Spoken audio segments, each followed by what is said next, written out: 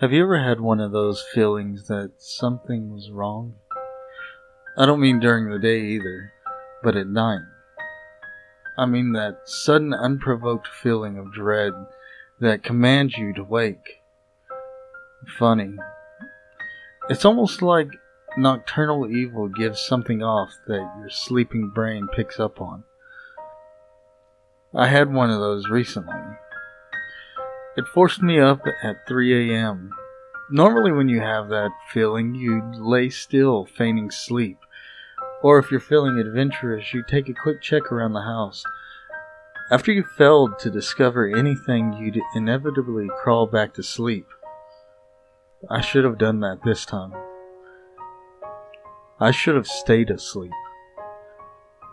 That night I sat straight up. For the longest time, I sat there staring into the dark of my house before I even realized that I was awake. Then came the fear, that slow, strangling feeling that constricts your chest and worms its way down your throat. I was alone in my house, wide-eyed and afraid with no explanation.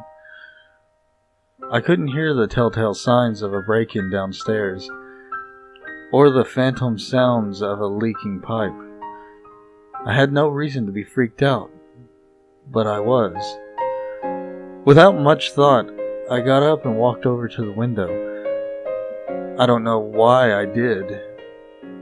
I peeled back just enough of the curtain to poke my head through, and I stared out into my moonlit backyard. I should have stayed asleep. Outside, prancing around my garden, was a clown. It had ruffles around its sleeves and collar, baggy pants, and floppy shoes. Its painted white face was even topped off with a big red rubber nose. It was without a doubt the last thing I wanted to see at 3 a.m.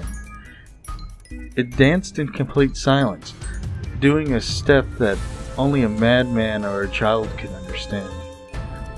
Its playful manner was haunting. I watched with dread fascination as it circled the garden and trying my best to ignore the growing lump in my throat. It moved around, pausing occasionally to play with my garden tools or sniff the budding plants. Then it waltzed over to an oak sapling I had planted and disappeared. I blinked. It wasn't possible. It walked behind the thin infant plant, but didn't come out the other side. I should have seen it the entire time, but I didn't. It was like the clown had walked through a door that was hidden by the sapling. I should have stayed asleep. I hoped that everything was some sort of waking dream. Pretending nothing happened was easier than the truth. The clown came back, though. Night after night, I watched as it danced around my backyard, and at the end of every night, it would vanish the same way. One night it disappeared behind a garden hoe, only for it to appear seconds later from behind the lawnmower. Tonight, I found it digging a hole in the middle of the yard. I've never seen it do something like this before, and my immediate thought is that the clown is digging my grave. The hole got deeper and deeper as the clown dug, until the top of the hole reached its head. Once finished, it stopped at the edge of the hole. Motionless, when out from nowhere, it jerked its head around. My heart pounded so hard that I could taste the copper in my mouth. I'm about to tear away from the curtain when I see it bend down and pluck a flower. The clown put the stem between its teeth and planted the shovel firm in the ground before stretching out pretend suspenders and admiring its work like a farmer. My heart was still racing at this point, but I was just glad that it didn't see me.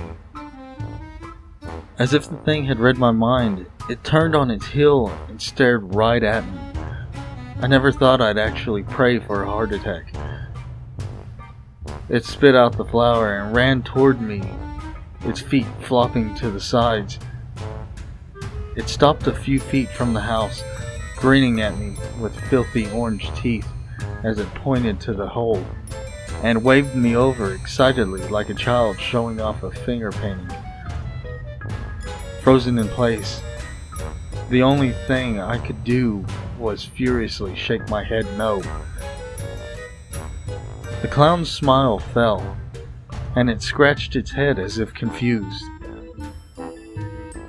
Then it walked over to the hole and pointed at it again. I would have told it to fuck off if I could. It stood there for a moment before animatedly acting out its "ah" moment. It then waltzed over to the planted shovel and disappeared behind it. I stared wide-eyed, hoping it would appear in the yard like before. I silently prepared until the moment I heard my closet door creak open. I should have stayed asleep.